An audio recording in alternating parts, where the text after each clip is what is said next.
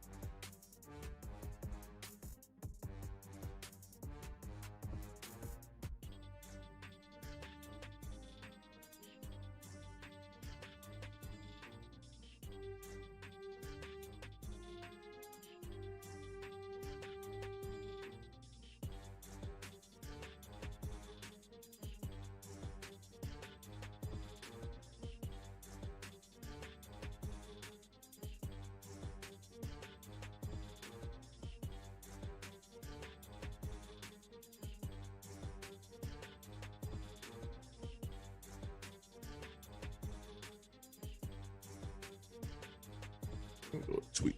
Oh, right. What's going on, you guys? Sorry we a little bit late, man. We had some technical difficulties.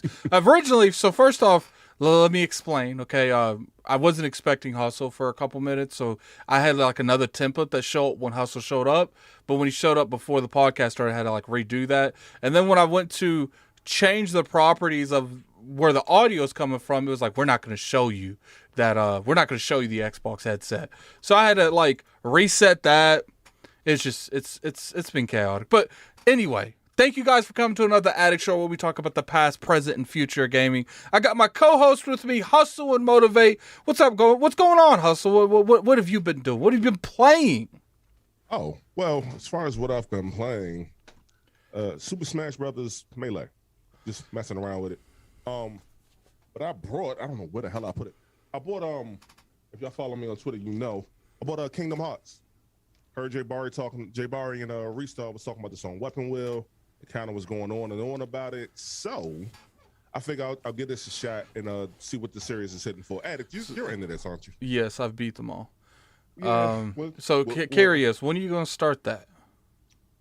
Probably Friday, 'cause I was going to start. Okay, we are going. Okay, saying this now, we're going to have weekly reports with Hustle and Kingdom Hearts. So we going to have that going on. So what, is that all you've been doing, man? Yeah, outside like if you follow me on Twitter again, I don't know if I posted some pictures of my new privacy gate. Me and my pops put up privacy gate for the dogs, so they're out there running around having a good time. This just been with the dogs mainly though. Outside of that, just working home, and here we are. And then we got a good friend. I was on his podcast a couple months ago. Court, how do you say your whole name? Court Lador? Or like, I don't want to butcher it, man. Like right. It's French Canadian. It's Court Lalonde. See, I can barely speak English half the time, so that's definitely not happening. Lalonde. Lalonde. Okay. Yeah, when I'm actually in the U.S., I get Lalonde or Lalonde a lot, but it's Lalonde, whatever you want to. It don't bother me. I said Lalonde, but like I'm gonna call you Court. There, see, that's easier. That's so much easier. And I felt like the first time people had to know your official name. As people see when I'm reading super chats, I can't pronounce stuff to save my life. So you gonna say your name because I can barely speak English half the time. I ain't going nowhere near some French stuff. Ain't happening. I'm with you there. When we do Xbox A and we're reading off the the article sometimes. We're trying to give the writer, we're like, and this is written by, you're like, yeah, I'm gonna butcher this and I'm gonna try, but I'm like, yeah, I give up. I've been hit too many times playing hockey. I say words wrong a lot. It is what it is. And at this, great to you, Hustle, on trying to Kingdom Hearts, because that story had me lost. But I did like the last one. I played it. I even just recently replayed it when it was on Gamepass with my daughter, who's 5, and she loved every minute of it because she has no clue what's going on, just like everybody's playing it. It's got good gameplay. I will say that 5, Kingdom Hearts 3 has the best gameplay by far. Like, by far. You'll see it when you get to it. Hustle, I know you about to hurt. Like, Kingdom Hearts 1 is clunky. It can't be no worse than Uncharted 1. Like that I'm telling you, no. On Kingdom Hearts 1, just like the beginning, like the first, you know what's gonna happen? You're gonna play 4 hours and be like, you're gonna message Addict and be like, so when am I gonna get to play this game? Like, what's going on here? Well, I'm glad you brought it up. So I'm treating this like Persona. When I first played Persona 5 for the very first time, is it coming with individual games, or is that just? It looks like that binder looks huge. Yeah, it's 2. Oh, okay. Yeah, so I'm just gonna treat it like Persona though. They said it's a JRPG, so you really don't expect that in the first few hours as you play. So you just gotta kind of get it's the introductory stage. So I'm gonna just treat it like that, and hopefully it'll turn up. But if it is bad, if it is bad, or if the controls are clunky, I'm gonna forgive it because it came out in like 2005, right? It came out during the PS2 era, so I'm not gonna like hold it to such a high standard. You know what I'm saying? When 3 came out, I was like, yeah, was this made for last gen? But it's still fun.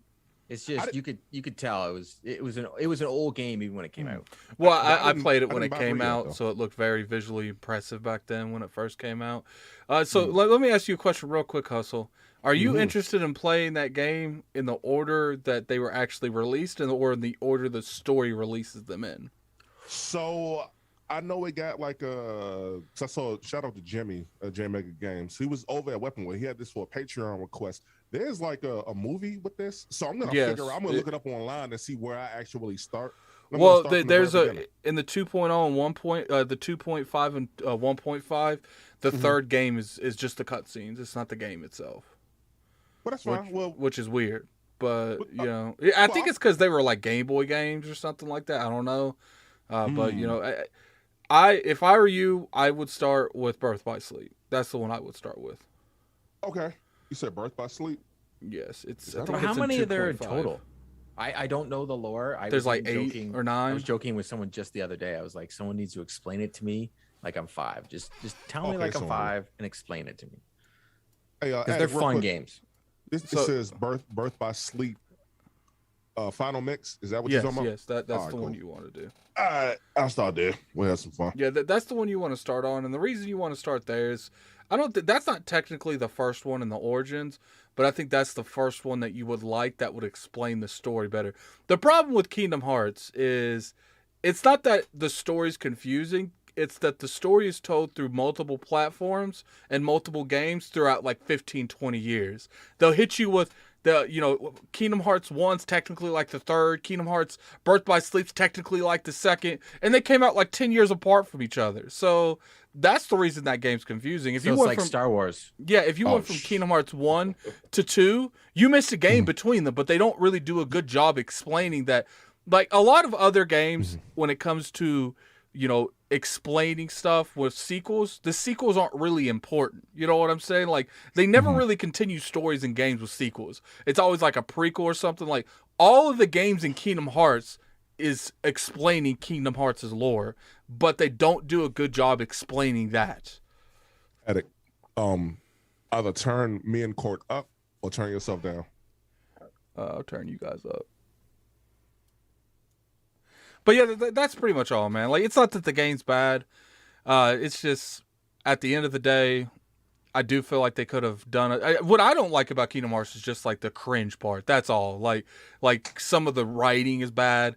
Like, I don't even like the story makes sense to me because I've played them all. But but even know that the story makes sense to me, the script and the dialogue sometimes is so cringeworthy. Like it's unreal, man. Well, like I said, I'll see Hey, what they're sitting for and have a good time. it put Yes, a sir. smile on my daughter's face when I like when it was Oh. on Game Pass, and we were like, she loves the Hercules movie, she likes Frozen and all that. So I would like purposely like get to those levels, and then I'm just like, all right, just go have fun. Just go live in that world, go have fun. Because like she really liked the Frozen world, even though it was like opposite of what the movie is. And I was actually explained today that they originally were going with the original Disney script when they designed the level, and then had to change everything because Disney decided that Elsa wasn't going to be the bad guy anymore. Because that's the original movie, Elsa was a bad guy, and they decided to not make her that. So then they had to switch it around, and they were already making Kingdom Hearts the game. So they were like, okay, let's just figure it out. And we pigeonholed, they changed the script. So like that whole section doesn't make sense. But she loved like Toy Story level. Oh my God. I think my daughter, she could play that for hours and do nothing, just run it around. All right, so let me get this super chat real quick. We got a $2 super chat from Drawn TJ. Hey guys, what's going on? Drawn. What's up, TJ? All right, so first off, enough Kingdom Hearts talk. I know some people in this chat already falling asleep. So we got a good show for you guys, man. We got Xbox Game Pass. I do feel like there are some things that we need to talk about with Xbox Game Pass. We got Xbox outselling the PS5, and we got CertainAffinity helping with Halo, which is interesting because they're working on another game as well. But we'll get into that later on in the show. First thing I want to ask the guests, what do you want to talk about first? Well, if we're doing Xbox, I think we have to talk about Game Pass because it's you want to talk about Game Pass first? It's literally the thing that I don't know. I know it's the most divisive, and now at the same time with PlayStation doing their premium tiers, that they're pretty much doing the same without doing the same. But I can't get over the fact of how good a deal is. And like we were talking before the show, a game like MLB The Show, which is made by San Diego Studios, which is a Sony first party studio, launches day and date on Game Pass, and it's the most downloaded game. Mm-hmm. And not even by a little bit. Like it's crushing everybody right now. And it doesn't get talked about enough. Like it's just like when Forza dropped. Forza to me almost was game of the year. And now MLB The Show is dropping on Game Pass. And everybody's like, oh, well, yeah, no, it's all on PlayStation. I'm like, yeah, but Xbox is literally every couple months dropping huge games on Game Pass. And it seems to be there's more of like, okay, you're either on one side or the other. Why can't people just be happy to be a gamer? I'm so confused that the visceral like surrounds Game Pass. It confuses me. Well, I think what it is, there's a select group of people. Do me a favor, Hustle, while we're doing this. Find the games that came out this month for Game Pass. Alrighty. When it comes down to it, I think people are so obsessed with discrediting one service that they don't give any props to the other, and vice versa. Like, I've always said that, like, PlayStation Now is a good service, but the problem is Sony didn't support it.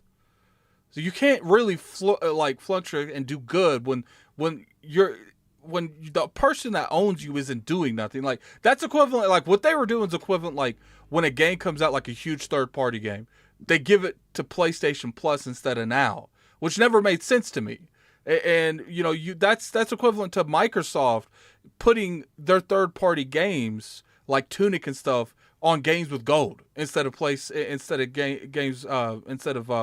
Game Pass, which that if you think about that, you have a service that you spent all this money on, and you're not putting games in there day and date. It'd be different if you wasn't doing it at all, but they're putting those games on another service that's not PlayStation Now, and I think that was the biggest issue with PlayStation Now. And I think since they've combined them now, I don't think you're going to see that issue as much because let's be real. What this was and what Sony was wanting to achieve is PlayStation Now wasn't as being like anywhere near as successful as Game Pass, so they put them together to make all the numbers one. And that's a genius move. And I feel like now since PlayStation Now and Plus are combined, I think you're going to see them put a lot more money behind that service. You're going to see more third-party indie games or more third-party games in general come out day and day. One of the biggest things that you're talking about MLB The Show that I was confused about was like, why did you not put MLB The Show on PlayStation Now? Like, because at this point, I feel like, what are you really making off of that game? to justify not doing it. You know what I'm saying? Like, and from a competitive aspect, why aren't you trying to compete with them on the games that you can compete with them? I understand not the God of Wars. I understand, the Horizon Forbidden Wests, but it's MLB The Show. They're gonna have one next year, and the one year after that. Like, I feel like that should be a yearly installment going straight to PlayStation Now. Well, I don't disagree with you. I look at the numbers. So MLB The Show 2017 was 1.16 million. 2018 was 1.06. They don't have the numbers for 19 or 20. So if they're only selling that many in sales, then yeah, I don't understand why it wasn't on there. But can we sunset Xbox Live Gold and just make that go away? Can Xbox just listen and just make it go away? Hey, do what I've seen. This is the new one I see online. You know what would be crazy if they did that with Xbox Gold? They combined them in that too. Well, yeah, they did the same thing that PlayStation did. And then their subscriber count would be because that's what I'm seeing is the new argument. Everybody's like, well, the PlayStation Now has already have more subscribers. I'm like, well. Yes, sort of, because they're combining the two and they're making one, but sure. But I think they're both good services and both have their advantages. I think the biggest downfall I have for PlayStation Now is the PlayStation 3 games are only played during streaming. And I think that's a problem. Oh yeah, facts. But I will go over a few of these games. And shout out to Xbox. They need to really change this. Send it to me on Twitter, Hustle, if you don't mind. Yeah, hold on. And this is my game rant, but I got you. Hold on. I get the the mindset with that. It's just like, to me at this point, you're not offering anything with games with gold. That just needs to, and I think what it is too, the reason they don't want to get rid of it is because it is subconsciously putting value on the service. Even though that it's not good, it's still putting value to it. And I'm just like, maybe the casuals like these games, but when I look at these games, I'm like, I can't realistically see too many people download these games. No, I'm not gonna lie. I downloaded this once. I downloaded SpongeBob, but I downloaded it for my 5-year-old daughter. So it's like there's a difference. Like, that's different. Though. I think SpongeBob is an actual gem that they did, and they also have done a couple Lego games just recently. But other than that, they're just Xbox 360 games. Don't get me wrong. I like playing my backwards compact games. I do love the fact that I can download them. Like, I have tried. I am in an area where there's good internet, and I've tried in areas around me that have bad internet to try and play stream games, and that's just ain't for me. I need to download the game. So for me, the biggest advantage Game Pass has is it gives you an option to play the game how you want to play it. For every game. So like whenever we do on Xbox Day, we're announcing, we do the PlayStation, the Game Pass games for April, we announce, we're like, this game comes to cloud PC console, like they're making sure, if you look at their release schedule, and we'll go over it right now, they're making sure that every single game comes to everything. So you can either play it on your phone, you can play it on your PC, you can play it in the cloud, or you can play it on your console. I do want to say this though. I think the reason why they still offer gold is just to push people to Game Pass anyway. It's kind of like, Addict, I know we was talking about this. I think it was last week. We was talking about PlayStation Plus or the PlayStation like Now service, and we saw that middle tier. We was like, why is the middle tier there? It's really to push people either to the essential for PlayStation or the premium for PlayStation. So I think that's why games with gold is still there. Yeah, it would be nice if they kind of rolled it all in the one. I think they might do that. If anything, you see Hustle. What's up? They might compete with Sony, how they're doing stuff, and combine theirs, because they've always loved the fact that they were doing more than PlayStation. They might not come out openly and say that, but they like, look, you might be beating us in the console market, but we destroy you in the subscription market. But now, since Sony's combined these two subscription services, they're actually ahead of Game Pass. So I feel like you might see some restructuring going on with that. And someone in the chat mentioned, like, if Sony did day and date, 100%. If Sony does day and date third-party games, that is finally a competitor to Game Pass. I just don't see them ever doing it anytime soon. Maybe 8 months down the road after the game release, maybe it gets dropped, but they're gonna want, like, just the comments that they have made publicly, like, they're like, well, first they used to say it wasn't financially viable to even do a subscription service. Now they're saying it is, but it won't be financially viable to do our first party games to drop. So that's probably why, Addict, they didn't put on MLB The Show, because they couldn't. That would be contradicting to literally a statement that they put out saying that they can't do it. So what was you gonna say, Hustle? Sorry I interrupted you there. Oh no, you straight. You straight. I was gonna tell you the list of the games that came in. So they got let me make sure I'm back on it. Oh no, this is what I don't like about what Xbox does. They offer you like half the games at like the last half of the month, and it carries over to the next half of the month, or it's like from like April. It's like from March 15th to April 15th. I don't like that. That You never think really all the set games right should come out one day? I think they all should come out. Yes, sir. I Yeah, feel like just the keep it reason, in like I get you, but I think the reason they do that is because that's marketing there. They're like they have guess. steady reasons to be in the news. That Mhm. I feel like that's the point. Like, sure, they could drop it all in one day, but first off, I think that would be disservice to the actual indies and stuff in the service if they're just dropped with a bunch of games at the same time. Like, I think they kind of like try to give them that time to shine too. Where if you have a couple games dropping like 2 to 3 every couple weeks or every week, you have a better chance of those games being looked at than you just drop 15 in one day. Yeah, And also no, they well, got the day and dates, right? Like if you look at Yeah. MLB The Show, it came out. They do have a great service where MLB The Show is one of the games you're going to talk about. They had it so that people that had Game Pass could still get the early. A lot of games do early release. So any day and date game that has early release, you'll still be able to buy that extra little chunket to pay half of what someone would if you wanted to buy the whole version here in Canada, for example. It was $109 to get the day and date early version, so you're playing it 4 days early. Well, you only had to pay $60 if you had Game Pass already and you got it 4 days early. Well, that is good. Man, look, I'm what did I guess? Addict, did you want to read that super chat? Yeah, we got a $10 super chat from the Iron Lords podcast. How you gonna super chat your own account? That's kind of funny. Don't trust that court guy. Cool to see Xbox in on the Addict Show. That's my dude. Salute Big Hustle and Young Wolf. Okay, back to work. Talk to you later. Cog. Appreciate the Thank you for the kind words. The stepping in and talking there for a second, Cog. You know he's at the gym, right? He's just like looking. He's got it up. He's doing some sets. He's like, all right, I'll put one. Have you ever seen like the there's like a thing on Facebook and Twitter right now where some dude is on like he's golfing and he's got this like contraption that's setting the camera up to look at him. He's got a green screen behind him and he's pretending to be in some kind of meeting or something like that. And every time like he crouches down a little bit, you see the background a little bit. I was like, I can see like Cognito doing that, like, okay, because he works a lot, so he's like, look, I'm gonna have to find a way to do this gym. So he's doing these meetings and he's bench pressing and they're just seeing the bar and that's all. No, you walk into his gym and he's running on the treadmill with an Oculus on and he's doing the meeting inside the Oculus. He's just running on the treadmill. Actually, Cognito just responded in the chat. He said he's actually between sets. So, all right, Cognito, so slow down. I'm gonna have to hit the gym. I understand what you. I feel like that's a shot at me. Like I just need to hit the gym. He said, "What's up, Big Hustle?" He had to call me big.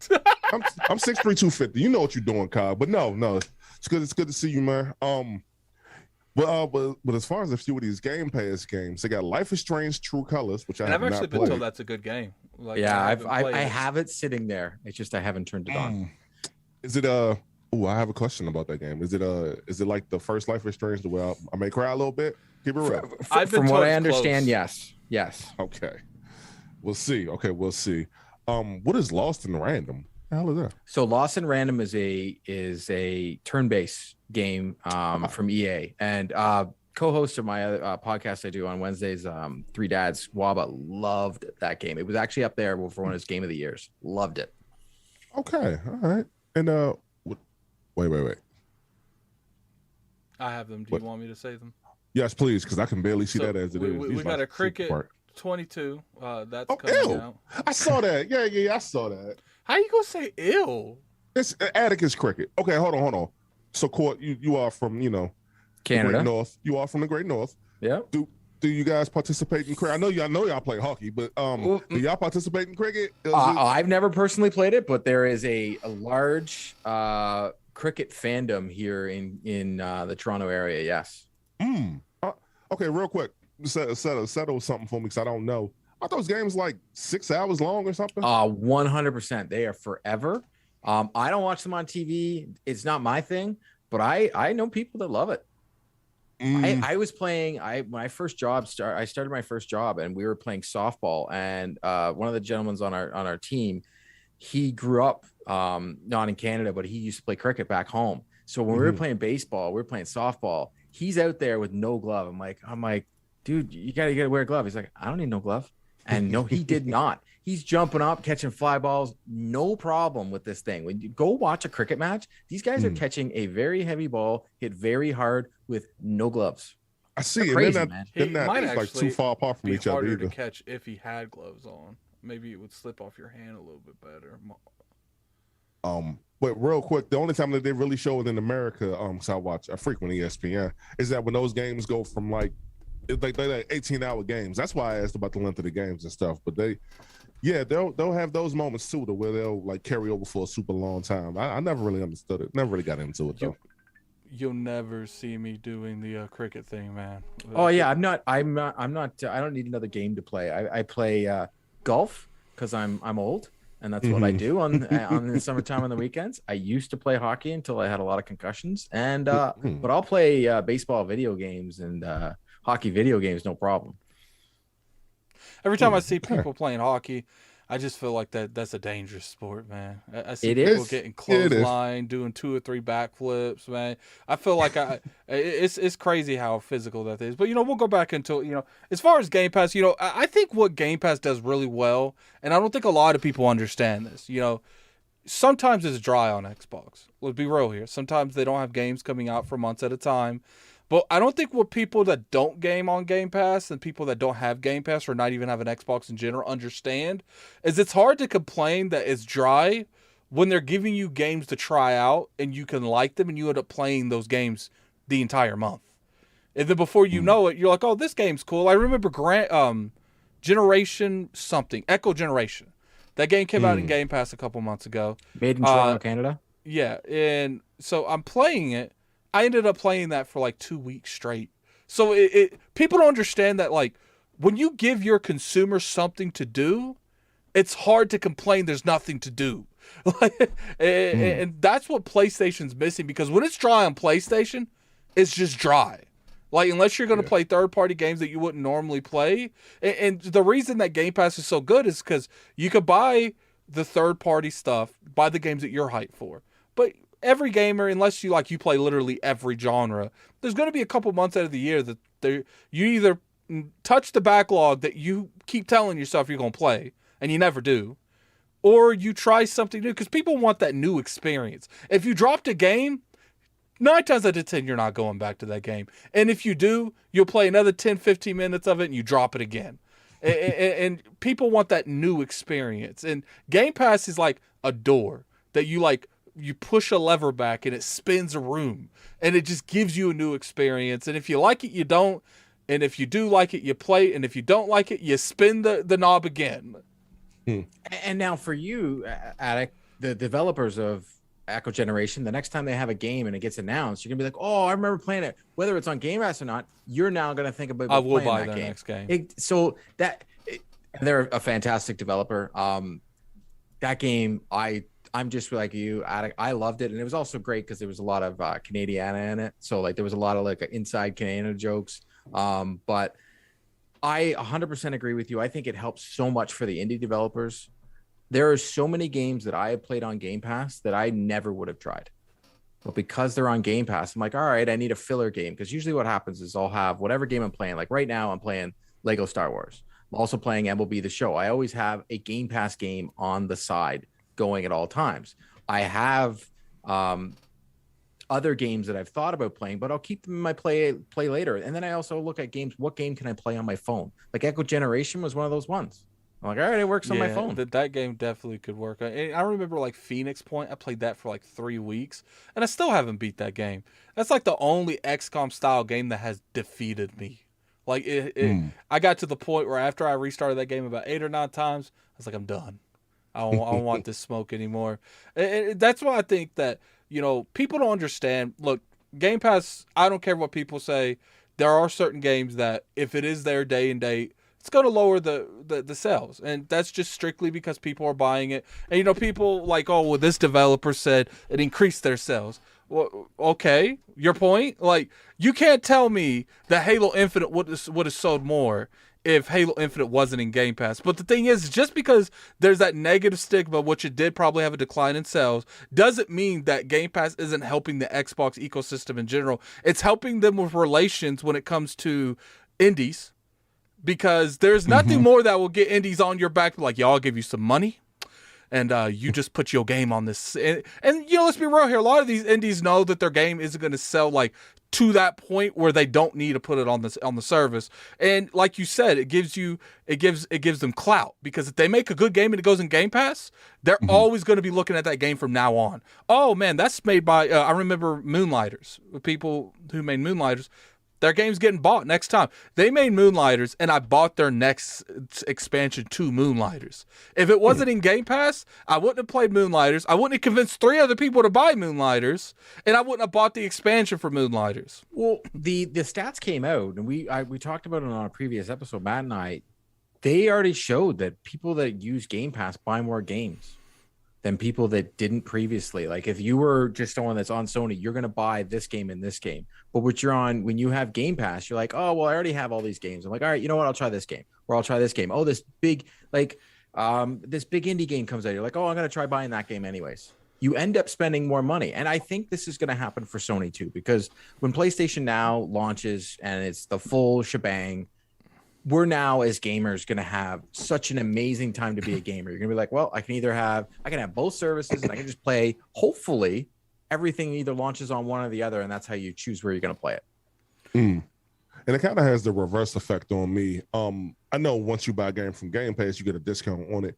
Typically, if I like a game, like I like physical media, Addict could tell you that. So typically, if I like a game from off of Game Pass, like The Outer Worlds, I like that game, and I do want to own a copy of it. I might not be able to play it for like another week and a half if I'm starting this, but like a month.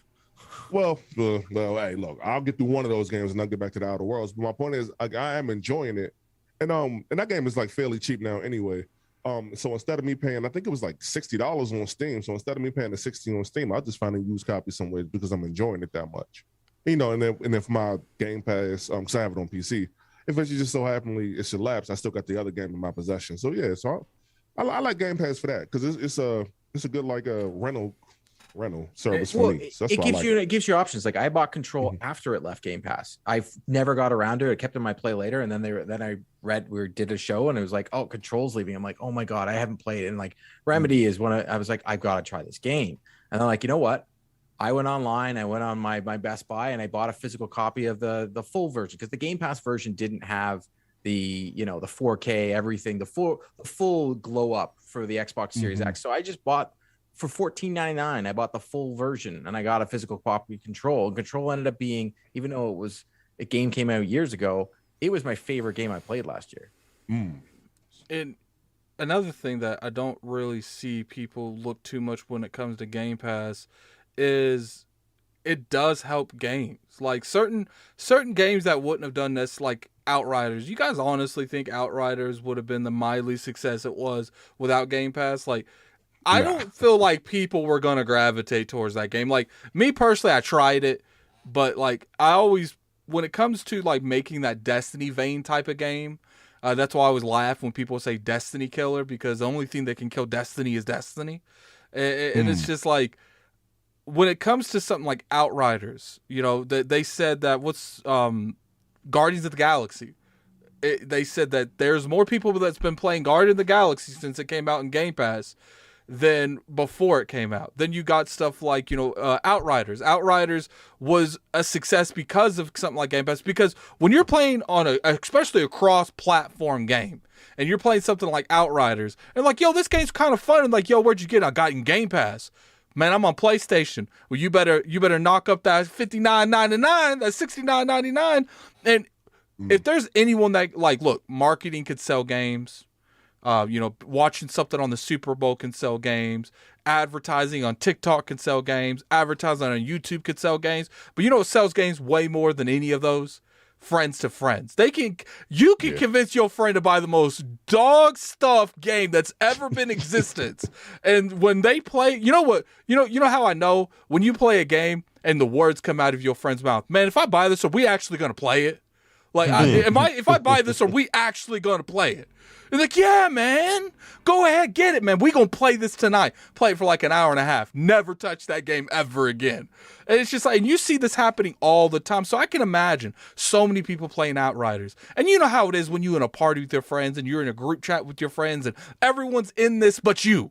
You're the only one not playing Outriders. Everyone in your friends playing Outriders. They all have Xboxes. You have PlayStation. You're going to have to go over there and you're going to have to buy that full price because you don't have an Xbox. And I'm sure that happened. I'm confident that happened. Where there was moments where friends were playing these games and in order to play it with them, they had to buy that full retail price. I actually had to do that. Sorry, my apologies. No, you're straight, cool. No. I actually had to do that because I do own Outriders on PS5, as a matter of fact. I bought the digital version too, and I ain't like it, man. This is exactly why I buy the physical version. Hey, did your friends tell you guys were going to play that a lot too? Well, hey, to our credit, we did. Audible, shout out to the troubleshooters, and Dallas over there at level 1. We had ran it, and I know me, Dallas, and Fayman ran it a couple times too. So we played it. It just wasn't my thing. Oh, honestly, that game could have been so much more if they gave it more content and gave it more behind it. It had such a high level, and then it dropped. But I think that is Game Pass's secret weapon. If you have an Xbox and you have Game Pass, or if you have a PC and you have Game Pass, you know whatever game is dropping on Game Pass, you can play it with your friends. Your friend doesn't have to be like, oh, I got to go buy that game. You'd be like, okay, we're going to download this game. We're all going to play it tonight. And then boom.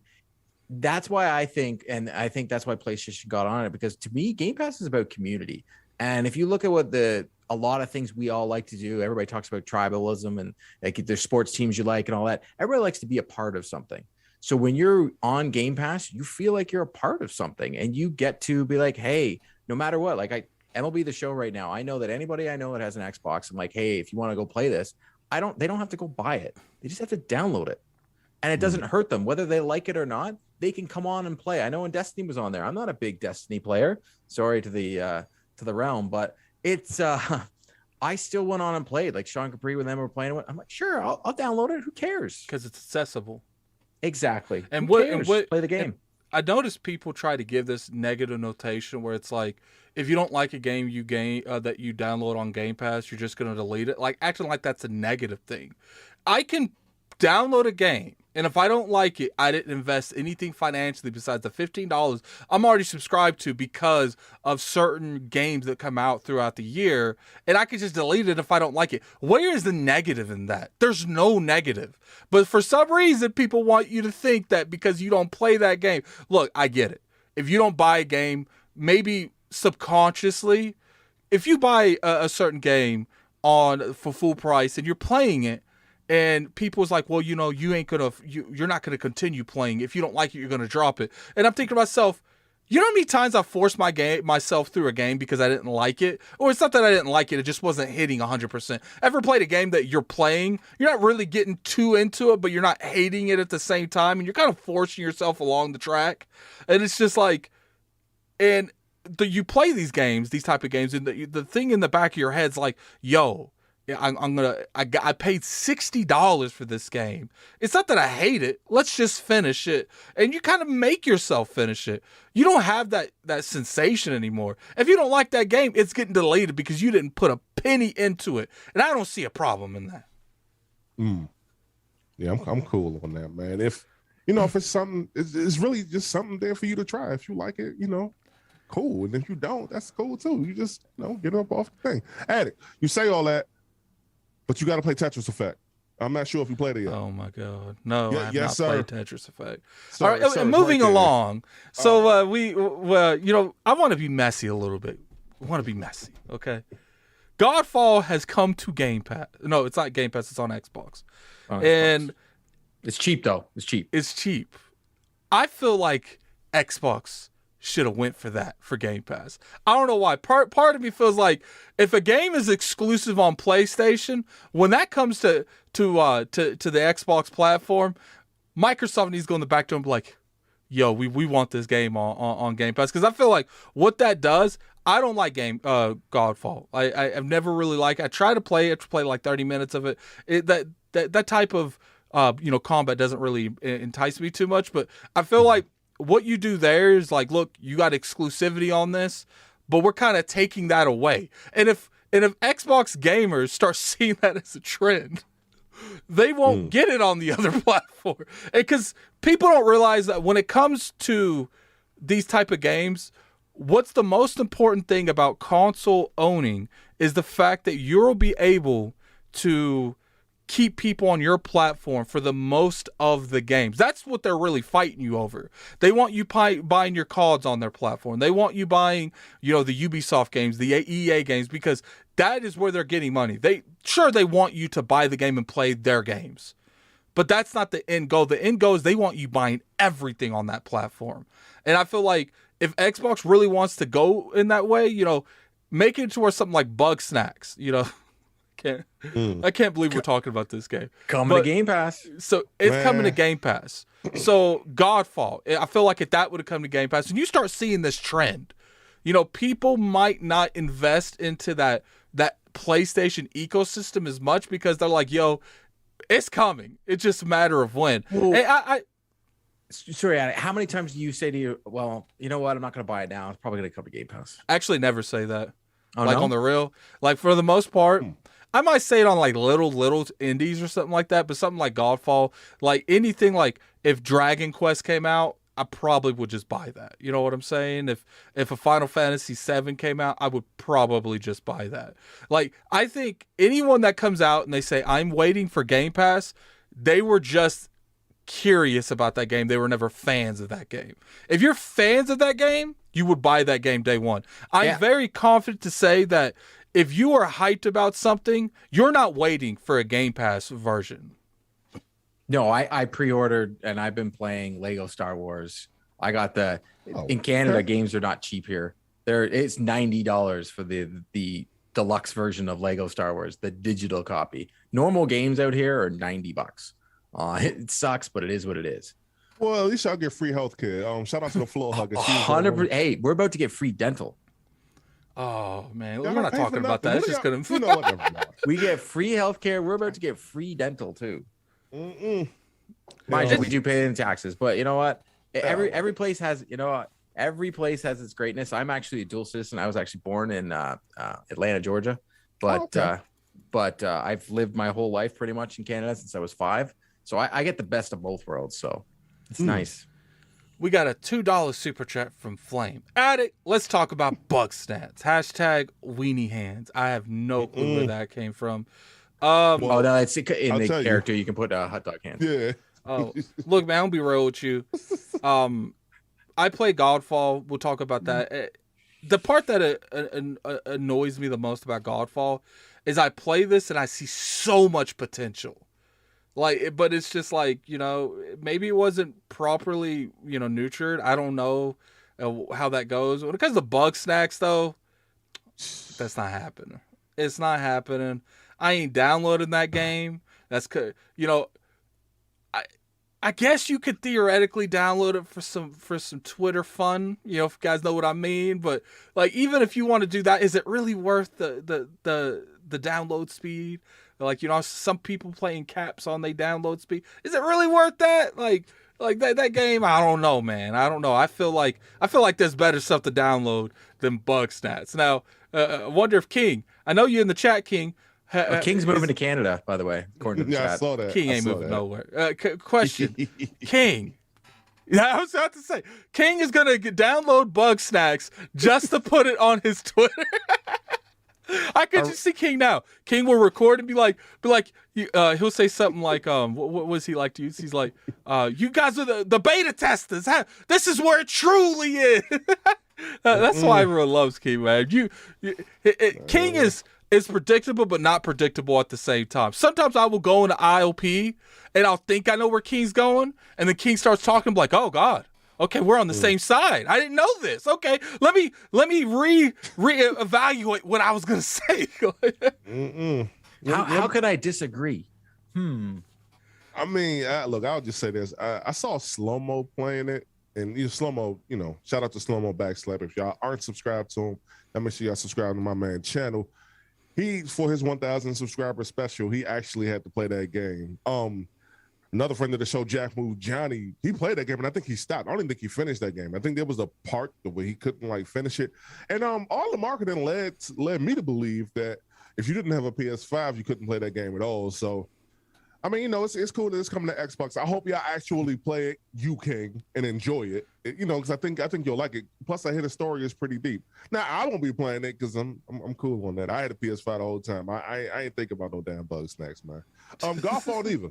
I ain't thinking about no Godfall either. And there was another game that was on our PlayStation. Addict, you remember day one? It was the racing game. They thought it was like Burnout. Oh, Destruction All Stars or whatever. Yeah, like it was a bad game. I'm good. I'm right. I'm right, man. I see people saying to get King on here. King is a busy person. Okay. Usually I have to give King. I have to give King like a day or two in advance to come on here because he's always running around doing stuff. I might try to have King on the next couple weeks. I already have the guests for next week lined up, so maybe we'll try to get King on the week after that. And plus next week we're going to PAX as well, so I'm not trying to overlord the lords and anything. We're not doing a show next week, are we? If you're going to PAX. No, what we doing a show? It's a Wednesday. PAX, I get home on a Sunday. All right, cool. You got it. All right. I know when PAX was. I thought PAX was. Yeah, PAX is like 22nd. I think. No way. I leave Wednesday. No, we won't have a show next week. I leave Wednesday morning. Yeah, because we won't have a show next week unless you want to do it Tuesday. Yeah, it's up to you. I mean, I wouldn't want to hold you up if you got a pack and all that. Just let me know. Ain't no big deal. Yeah, we'll do it Tuesday. We'll do it Tuesday. Okay. What are they going to call the PAX flu this time? Usually, friends of mine, whenever they go to PAX, like everybody gets sick. They're like, nice. I actually don't get sick after events. Really? See, yeah, neither do I. I'm sick after full disclosure. I'm pretty darn sick knock right on wood. now. This isn't wood, but I'm knocking on it. Okay, don't get me sick next week. Sorry. There you go. He's got one. All right, so let me ask you guys a question before we move on. All right, when it comes to Game Pass, I'm gonna ask you guys 2 games that you would like to see on Game Pass. It doesn't have to be. It could be as long as it's realistic. Don't give me some God of War. Don't give me nothing like that. 2 games that you realistically you could stretch that. Like if you want a game that's exclusive, that's a multi-plat on another platform, I'll give you that. You know what I'm saying? So tell me what you guys would want to see on Game Pass. You go first, Hustle. Oh, put me right on the spot. Oh, okay, fine. I'll go. I got it in my head. All right. So any of the Lego games, just because as a parent, I think Game Pass needs more kids games, man. I love the Lego games, and it really does. Like they got developer Outright Games has been putting a couple games on there, and I think they need to find some more kids games on there. And then another series is Jesus. See, I've only got the one. It's just the Lego games is what. The Ubisoft games are coming, right? So it's like those games too. Like any of those big third party AAA experiences. Those are what Game Pass would eat it up. Any game where I can go in there and play forever. I don't want the Rockstar games. I get it. They go on and off. But I'm looking more like give me Assassin's Creed, or you know what? Assassin's Creed is probably too much. Give me the next Watch Dogs. It's not the biggest Ubisoft property, but you can go in there, you can eat it up, you can play it for a couple of days, and then you can hop out of it. Okay, and is it Siki or Ciki? He took my answer, or she took my answer, whoever that was. They're in the chat. You don't have to talk about the chat. Keep going. Yeah, they're in the chat. But no, I'm gonna acknowledge them. No, you can acknowledge them, but you don't have to. Like they took my answer. Yeah, you in the show, not them with your answer. This is they took your answer. Didn't see it. Just that's how you do this. They took your answer, not the other way around. Well, I ain't into robbing our people, but no, thank y'all for typing in the chat. But no, Persona would be like the first one. All the Personas would be like ideal, like for Game Pass. We haven't seen Final Fantasy VII yet either, Addict, in there. The remake, I mean, we haven't seen that yet. So like that's another like good one that probably should be there. For me, I mean, if I had to pick something, ideally it would be third party. It'll be Madden. It'll be what's the best way to try to get everybody to. So you want it day and date, right? Because Madden is there, but it's just not.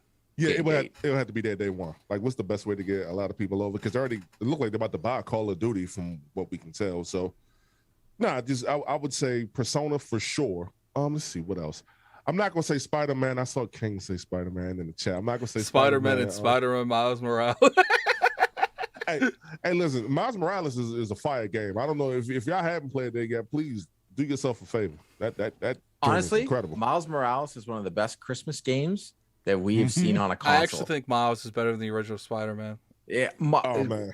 Once again, I have memories of playing. My daughter this Christmas wanted to play it again because you can go around at Christmas time and it's snowing and she can swing around as Spider-Man, and she loves using the costume with the kitty cat on the back. Yeah. Spider Cat, and she'll do that all day long. And then she goes to like all the other different places. Whenever bad guys come, she just hands me the controller. She's like, "All right, there you go. It's your turn." Yeah, no, I like the Prowler uniform myself. That joint was the purple, and one of my favorite colors is purple. But like that was it for me. As far as any other games, I don't really think Game Pass is really missing much. I don't think Persona is that really big one though. That's the one that everybody's kind of like anticipating. All right, so my two are going to be on that borderline between realistic and not realistic. I feel like Microsoft's done a really good job trying to appeal more to a Japanese audience, like people who love that genre, not necessarily a Japanese audience, but people that like that. But I feel like they need to start hitting that with day-and-date games. You know, that's why I feel like if they went out there and they was able to not only negotiate Persona 6 coming to Xbox, but it also be Game Pass day and date, and then they were able to negotiate. Sure, you can't get Final Fantasy, but that Kingdom Hearts 4 coming to Game Pass day and date. I feel like if they were able to negotiate that, they would shut me up. I couldn't make videos about how they ain't trying. Like to me, I think the absolute highest thing, which we can move on to this because it's been a huge topic, is Xbox with Japanese games. You know, Miles, shout out to him. He made an article about it, talking about that Microsoft needs to do a better job of getting these games, you know, like Triangle Strategy, Nintendo exclusive. Sure, that's not on PlayStation, but it's not on Xbox either. You got Final Fantasy. We got 2 iterations of that, not on the platform. You know, and I feel like when it comes to these type of games, people always tell me, Addict, the reason people aren't doing it is because people aren't buying it. Straight up cap. If you don't give us the best ones of these, we're not going to experiment in the genre itself. You have to give us the key components to this genre, the Final Fantasy, the Personas, the Dragon Quest. They did a good job with Dragon Quest 11. Not going to take that away from them. But you got to do more. You got to put the pedal to the metal. And that's why I feel like if you put Kingdom Hearts 4 and Persona 6, especially Persona 6, if Persona 6 not only came to Xbox, but it was on Game Pass day and date, it would sell consoles. You realize how crazy that would be. It would sell consoles. Like 100%. Like I can't remember. I think it was Windows Central did an article on it. And they were talking about how if you go into those Western stores, they don't even offer Game Pass. Like Xbox, you just walk in. They sell them there, but they don't even offer them to you. You walk in and it's just a PlayStation or a Nintendo when you go into those stores or across the water there. And that's also their biggest problem. But the Xbox Series S is actually doing well in Asian marketplaces. So this is the time. I think you're right. It's the better answer. It's the, hey, here's how you grow. If you want to grow Xbox and grow Game Pass, you need that other audience. You have North America. You need the rest. And, you know, we're about to talk about Xbox selling consoles and units. So, you know, let's go to move on to that, you know, since you opened up that wormhole. We've been seeing, you know, me and Hustle talked about a couple weeks ago where they won a week or two. But it's looking like here consistently, they're actually selling really well. Like the Series X and the S. Now, sure, you can go on there. You could talk about how many units this person can make, how many units that person can make. That's all cute. That doesn't mean nothing. At the end of the day, what means something is what they're selling now. Because if anyone knows anything, the people who sell the most consoles in the first couple years, they generally do extremely well, if not win the generation the rest of the year. Because what you're seeing now is you're seeing a lot of people buying the Xbox. And people are like, well, you know, when the Xbox, when these chips and stuff come up, you're not going to see that Addict, because you're going to see, if you can go into any place and buy a PlayStation 5, that's what people are going to do. But here's the thing. PlayStation isn't doing bad, but this is a platform that was dominant last generation. To me, if I thought Xbox would do well, But I didn't expect this. I really didn't. I expected Xbox Series X's to be on the shelves for a couple weeks, and they slowly go off, but not to be they on, off. Sure, there's S's everywhere, but I'm pretty sure S's are easier to make than Series X's. 100%. And what's funny is people will sit there and say, "Oh, go ahead and speak." No. I got something that goes against that too, Addict. I went to Best Buy yesterday, whenever Monday was. When I went to Best Buy Monday, I actually had to go pick up my Elgato ring light, and they don't sell at Best Buy. They don't sell the Xbox Series S's online because everybody was using the bots to get them and everything. So they're at least at the local one in my area. They ain't at no GameStops though. The GameStop I went to today, it's not there, and it's not at another GameStop that I frequent as well. So there's the Series X's, the PS5s and stuff. They not there. The Series S's are though. Yeah, well, the S's were for me as well. But just recently, I was just in the local Walmart the other day, and they didn't have any for the first time in a little bit. Like usually, but I could still go online right now. I bet you if I go on Amazon right now, I bet you I could buy one right now. I had one. Yeah. I upgraded. I have. Well, I'm gonna sound lucky here, but I have 2 X's. Oh, well, lucky you. Yeah, well, I traded. What I did was I traded. I had an S. And I traded, and then I'd already had it doesn't matter. I ended up getting 2 X's. It's just, it works out. But I guarantee if I go on, yes, the Series S's, but I have I think that was Xbox's whole idea the whole time. Like they couldn't foresee the shortage coming, but yeah, you can buy one on Amazon right now. A year ago, Phil Spencer did say that right now, I don't know if it's changed, but he did say that they were focusing more. Because regardless if certain components aren't there for an Xbox Series S and X, we'll have to get someone on here that knows tech like that. I would assume that are certain variables that both of them have. You know what I'm saying? I don't know what they are, but he did say that they were prioritizing the Series X like 6 months to a year ago. I don't know if they've changed that up, but what's funny is like you have people that. It's crazy that like people would dismiss the Series S, including myself. I'm not the biggest Series S fan because I have bad flashbacks with the Xbox One and the Xbox One X moments. I stated multiple times me and Kid Smooth playing Gears and him loading up way faster on the Gears on his X than I was on the Series on the Xbox One X. So what's funny about that is they learned then that these multi-consoles, as long as you promote them correctly, they work. And that's why I feel like in certain aspects, they had to make sure certain things in both consoles were the same to make sure that they were able to get the same type of, not necessarily in terms of, quality, but they can get a lot of the same games to run identical. Maybe not like visually wise, but performance wise, you know what I'm saying? Like, and obviously we have certain devs that hit like 30 frames on the Series S every now and then, and I think that's to be given because I do think that it does take a little bit more to get to that Series S the way the X does, and that's subjective and all that. But what's interesting about this is just like I said, like Xbox was not doing the greatest last generation, and if you would go into the beginning of the generation, you would ask me, Addict, what do you think the Series S and the Series X are going to do? I would say, look, I think they're going to do well, but I always thought that Series S and X would start picking up when their games started picking up. But it doesn't seem like that's the case.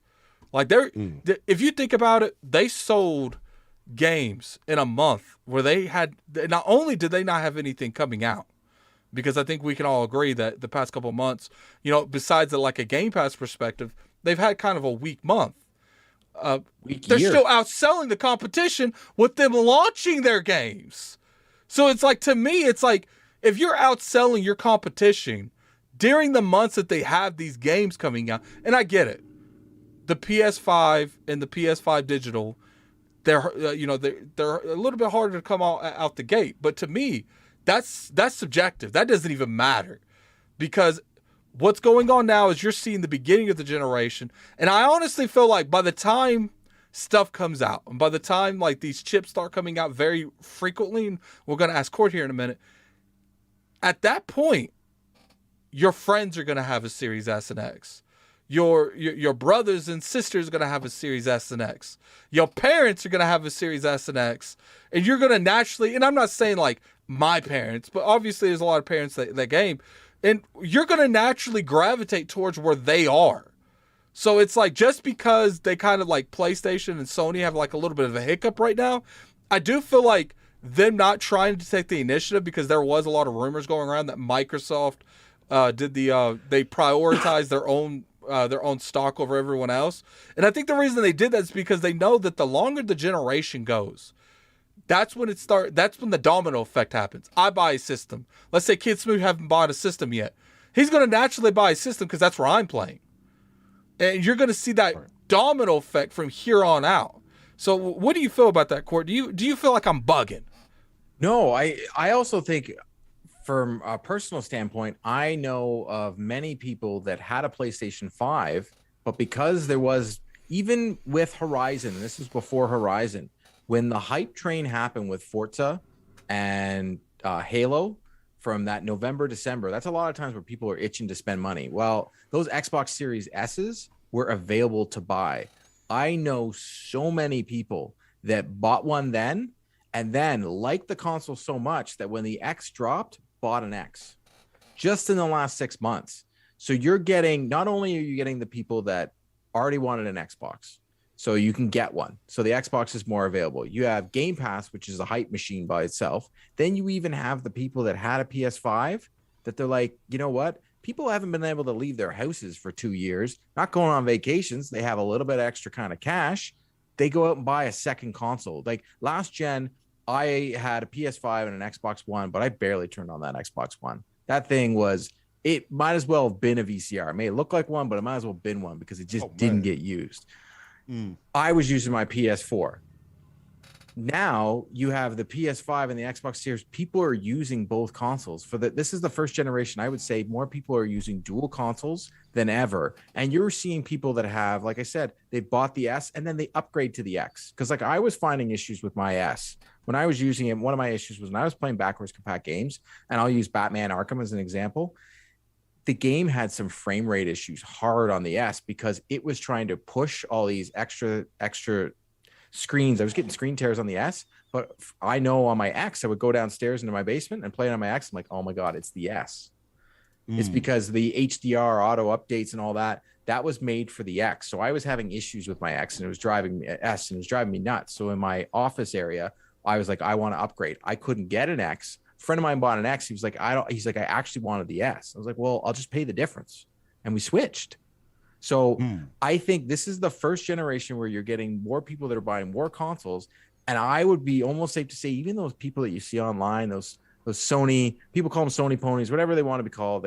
People just pick a side. I guarantee they still have an Xbox probably. Yeah. Oh, for sure. Because you want to be part of that zeitgeist. You want to be part of the conversation. I mean, if they're like me, typically what I do every generation since the PS3, as a matter of fact, I pretty much get all three consoles, Nintendo, Xbox, and PlayStation. I typically get all three. And like I said, when I went to Best Buy on Monday, the fact that I went over there and I saw so many Xbox Series X's there, and the girl, shout out to Ann, she know her name. Well, she knows she is. But she told me, she's like, yeah, you can come back like next week. Them consoles not gonna be gone because they were sitting there for a while. They just don't have them online. But no, that's like super dope to me. Like I said, I like physical games. The S wouldn't suit me at all. That'd be a big waste of money, and I got a nice PC down here already, so that'd be a big waste of money to me. I want something that I can just like pop a disc in and and get to it. No matter if it's on the OG Xbox, Grand Theft Auto San Andreas. That works on like your Xbox. If you have an Xbox One X, I didn't know this, but that works on there. It gives you the 720p version, but that still works on there. And I can only imagine it's going to work on the X as well. I got the backup behind me. I got the 360, the NES, and then the PlayStation 1 back there. So I can play some old backwards compat, but I'm with you on that one. Yeah, and that's the other thing too. Another reason why for me, another reason why I really bought the PS5 digital or physical rather, was so I can play all the back and pad titles. Like, what's up? I'm sorry, Chaos. So someone said sounds like the Series S is the gateway drug. It is though. It might be. is The amount of people I know that bought that console and now upgraded to an X when that new stock came out is astounding to me. I mean, but certain what we game got, was we that? I got think this it was jug for you, Battlefield. man. It'll open up your eyes, open up your mind. I think it was Battlefield that didn't run so hot on the S. Battlefield 2042 that didn't run so hot on the S. I don't think that ran hot on anything. Yeah, well, yeah, you know what that's you dead right. Yeah, that's right. That game sucks. Oh man. Well, hey, I'm not going to criticize it because I haven't played it, but one of the people close to me, they did play it, and they was like, "Yo, it just said this didn't run well," and but it probably was a product of the game. Yeah, I don't even blame the developers. When a company like EA is in control, they decide when games come out, and EA's done it way too many times where they put out a broken game, and they're like, "Well, people pay for it." And if you saw what they said after the fact, they were like, "We knew it was broken. We just figured we could fix it down the line. You just keep giving us money."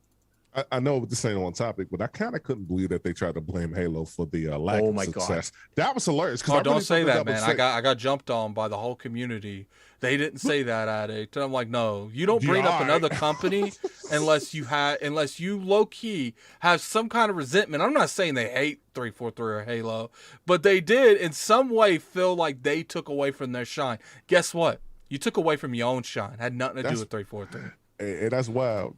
Like you'd have thought they. I was gonna say you'd have thought they was a YouTuber, but yeah, because oh boy, that's wild. That's wild to me that a company would do that. But it is what it is. For me again, like the fact that I can just pop in like Ninja Gaiden and it does like the how Xbox the whole. Hold on, if I put a OG Xbox game in there, right? Will it upscale it like it does in Game Pass? Because they kind of reworked everything and then put it up to 1080p. So it'll rework it on the console too? Was the reason why I wanted to switch. So I have an X downstairs on the TV, and that's what I use for the family. And then I was upstairs in my office, and a friend of mine gave me a stack of 360 games. Arkham Origins, gave me all these games. And so like I'm like, oh, I don't have the digital copy. So then I pop them in on my Xbox Series X, and I'm like, hold on a second. I'm like, did they do this glow up or whatever? And I look it up, and it's just like, no, just auto HDR. The games look different. Like Arkham Origins looks beautiful. Assassin's Creed 1 runs 60 frames per second and looks crazy pants on the Xbox Series X. It astounds me how good old games, and I have no problem playing old games. I thoroughly enjoy it. It's just something I do. And I'm like, wow, the X is just that thing. It's just a gift that keeps on giving sometimes. Indeed. Hey, Addict, before we go on any further, hey, tonight at 8 p.m. Eastern Standard Time, y'all, go ahead and go to Level 1 Gamers channel. They have the Double XP podcast tonight with special guest Khalif Adams, I do believe. I ain't messing nothing up. Be interesting. But I want you, yes, sir. Support my family, y'all. Put the link in the chat. Hey, y'all mods in here. Hey, Level 1, put y'all link in the chat. So he's like, you doing the light work. I ain't doing it. They can do it. All right. So, obviously when it comes to the, let me get my bars off a little bit when it comes to this. Like I said, I'm kind of surprised that it happened. I'm not shocked because I do feel like people try to undervalue what Game Pass is doing for the platform. I've said multiple times on this platform that people, they take exclusivity when they buy stuff. They take where they're friends when they buy something. They take all these matters and all of these factors into account when they buy something. But you know what the number one thing people take into account when they buy something? Value. And that value of Game Pass, where you could go in and you could buy a Series S or an Xbox Series X, and you could walk out with 200 plus games in some matters. I don't know what's on there now. They're always putting stuff on. But when you have this amount of value that you could leave with that type of games, and we're not talking, like, sure, some of the games on there might not appeal to you. You might think some of the games are too kiddie-ish for you in terms of how they look. Kind of like everyone thinks Fortnite looks kiddie. Fortnite's one of the biggest games in the world. The biggest games in the gaming industry. Just because you don't like something doesn't mean the masses don't. You might think if you're a racer on there, if you like RTSs and you have a PC, you could play stuff on there. Like, people need to put more respect on that Game Pass. That's besides the fact. I do feel like Sony's got a little bit of a breathing room because I do truly feel that these numbers are going to be very different when you see Fable start coming out. Perfect Dark start coming out, Avowed start coming out. Yeah, all these games that they've been working on. StarCraft, if successful. Not StarCraft, sorry. Jesus, why am my brain not working? What's the game that's coming out in November? Why is Starfield? Starfield. Yeah, that's the maybe COVID brain, but that game could make or break Game Pass. Like the system itself. It's a very important thing. It's very, very important to Xbox, this game. I think it's important, but I would say that like Ninja Theory's game I would say Starfield's important for this year, but I feel like Hellblade, Avowed, State of Decay 3, and those are probably the biggest three. The reason I feel like those are more important overall is because those show, because all Starfield's going to do is show Microsoft spent money to get an exclusive game. Yeah, but what if the game's bad? Like, let's be real here. No. There is definitely a realm where this ends bad. But all I'm saying is, like, when it comes to Hellblade, State of Decay 3, and Avowed, those games are going to show what Microsoft can do before a game comes out. I get that. Because when it comes to like the Outer Worlds, by the time they came out, it was already done. Starfield already done. But what about if they like? I still say right now, Halo Infinite is not a finished game. It is. The campaign, it's not finished. The multiplayer is not finished. That game, I loved my time with it, but it was way too many times I was playing that campaign, and I was lucky enough, thank you Xbox Canada, getting to play that game early. The amount of times that I got to like a certain point, I'm like, oh, there's a door here. Well, that door doesn't open. And then you find out from the developers, 40% of the game they just put to the other side. I wish they would have just let them finish that game, and I'm hoping Starfield isn't that, where it's a Halo drop. It's great for a little bit, and then it loses its shine. I was seeing that some of the weird, unique stuff that developers do. Like I was seeing on YouTube when the Kingdom Hearts developers wanted to make reflections. You know how they did that? They would have it to where a puddle would have like a surface top where you couldn't go into it, but it would just be, if you looked into the puddle, you would see the reflection, right? But all that really is the game upside down under it. Ooh. So I was like, that's unique, man. That's unique. Look, all I'm saying is I definitely understand where you're coming from, Court. Like, as far as, I do think that that's going to represent how Bethesda is. Now, obviously, they're together. I think Starfield is going to determine how well Elder Scrolls 6 does. Because if Starfield comes out and it's not the greatest, Elder Scrolls 6 is still going to do well. But if Starfield comes out, hits it out of the park, Elder Scrolls will probably do way more just off of that. Yeah, but if Starfield comes out and hits it out of the park, your game, like, because the game's coming out right around the holiday season, that will be the number one thing people are going to want is Game Pass or that console if they don't have it. Mm-hmm. And people just to play that game. Right now, we're talking about Starfield. Wait till we start having these conversations with. Sorry, it was right there. We're talking about Starfield right now. Wait till we start having this conversation with Elder Scrolls. Yeah, very Elder true. Scrolls That's 6. What, 22 million copies across. What was the final? I'm gonna look that up. I saw it one time and I was in shock. People don't realize how popular Elder Scrolls is, and when that hits, that obviously we know that that's an exclusive because they've talked about it being an exclusive. 30 million copies. But when that game officially launches, Court and Hustle, and it's an exclusive, it's gonna hit different. And that's why I feel like the Outer Worlds 2, that was the other game. Outer Worlds 2, Outer Worlds 2 looks so good. Yeah, Outer Worlds 2, Avowed, Hellblade 2, and State of Decay 3. And the reason I feel like those are very important games for Microsoft is because it shows that they bought a studio and they improved it. Like we all look for these 4 games to be improved from their predecessors. Because most of these games came out, they were already done or already released. So my question for you, and both of you, we've all played them. We all played Fallout. We've all played these games. Are we going to be okay if they're broken? Like because back in the day when Fallout came out, it was okay that it was broken, right? We're like, oh, it's Bethesda. That's what they do, right? Are we okay if they're broken? They need to come out. Like, there's a difference between broken and glitches. Like, there's a couple glitches. Bethesda brokens. Okay, well, here's the thing. besides Fallout 76, they've had serious issues on certain platforms. But I have always said when it comes to these giant RPGs, is your fun factor has to almost be double what the bugs are. As long as they can keep that up, I think they'll be fine. And as long as there's no game-breaking glitches. As long as there's no game-breaking glitches and you're having double the fun that you're being annoyed throughout the game, they'll be fine. What do you think, Hustle? Well, first of all, Courtney, rebound off of what you said. This is the game that I die for. No, this game can't come out broken, first and foremost. And you know why I can't? That acquisition, that money talk, baby. That 7.4 billion? Money talk. Like you got way too much money now to even allow something like that. And I think Todd Howard and the team at Bethesda, I think they know that now. So this joint can't come out with the normal bug Bethesda games. Like this is why I typically stayed away from them joints. This is why that's I stayed away t-shirt. from. That is a t-shirt. Bug Bethesda. Hey man, look. They should make that t-shirt. They really should make that t-shirt.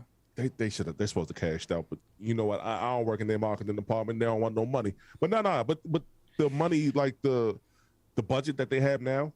I mean, you only have to assume that it's high because it's Microsoft. And here's the thing: Microsoft know that too. They know that Starfield is going to be like the big seller. They know it's going to be like the big seller that month because they announced the date a whole year before the joint drops. So they know, like they're already a year and a half before it drop. They already know. We'll see some stuff at E3. Well, not E3. We'll see some stuff, whatever Microsoft is doing around the E3 time. We'll see something else. We'll probably see some gameplay, and then you know how Bethesda. Better see. Yeah, but if you look, Bethesda normally doesn't show their game until 7 or 6 months before their game releases. Yeah, I think they'll show something and they drop. I like that about Bethesda though. June. Truth be told, we'll get it in June. I think we'll get it in June. I think the reason that they kind of like look, Bethesda usually rolls one certain way, but they changed it up a little bit because that was when Fallout 76 happened. I felt like they wanted to give a lot of what's what I'm looking for. A lot of hope back into the Bethesda fans. That's why they announced Starfield way before it came out, and that's why they announced Elder Scrolls 6.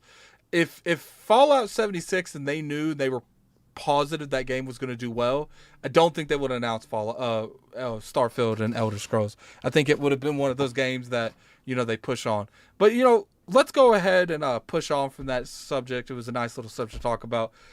CertainAffinity.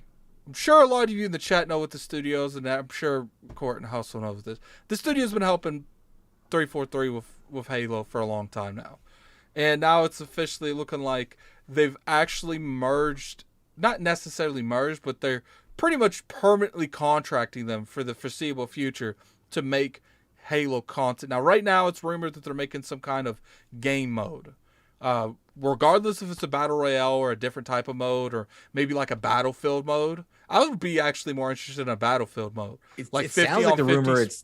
That's what it sounds like. It's like more if they call it like the lone wolf or last man standing type thing. Mm-hmm. Like it sounds like a battle royale. I've always felt like battle royale works well in the Halo universe. I think it would with definitely those maps. It's like I've said multiple times, man. Just imagine being like you're dropping down in ODST pods. And the map pops up at first, shows all the locations. You click where you want to go, and the ODST pod just drops you straight down. Ooh, it's made for that. Wow, that sounds fantastic. Like you're just sitting there, you're like playing, and all of a sudden this pod just crashes beside you and like knocks your player over so that you can't shoot the guy right away. Oh, and like, do you think I feel like you need to start with a pistol if this happens. You need to 100%. start with a pistol. It maybe do stuff different though. Like that's what I like about Apex Legends is they took that formula and they made it their own. They made it their own so much that the people who made that formula low key stole their stuff. So because originally you couldn't mark stuff on that map on Fortnite, couldn't revive each other on Fortnite. The ping system. But the ping system. But when Apex Legends showed up and they innovated that genre, they made it unique to themselves. Fortnite came in the back door and was like, we like this, we like this, we like this. And they implemented those into their game. I want that with Halo. I don't care, like, I'm not the other people. People feel like they don't need to do it at all. I don't think they need it, but I do think it would help. It's just like, imagine going to Halo Infinite, Battle Royale on the left, area on the right, customs on the bottom. Like, that's what they need. Sure, you're going to split your fan base, but the people that's going to play Arena right now, 9 times out of 10, they're not playing a Battle Royale. You need to bring a fan base back. Yeah, I feel like I fell off the game, for God's sakes, and I do an Xbox show. Yeah, I feel like their biggest thing now is to not only bring those people back, but give it that mode that is streamable. Give it that mode that people will stream constantly, that people will play constantly. Give it that mode that's popular. Arena is fun, but it's not popular. Let's be real here. Arena wasn't what it was 10 years ago, 15 years ago. I get it. People don't like the Battle Royale because of Fortnite, because of Apex Legends. But at the end of the day, that is what's popping right now. And I don't see that going away anytime soon.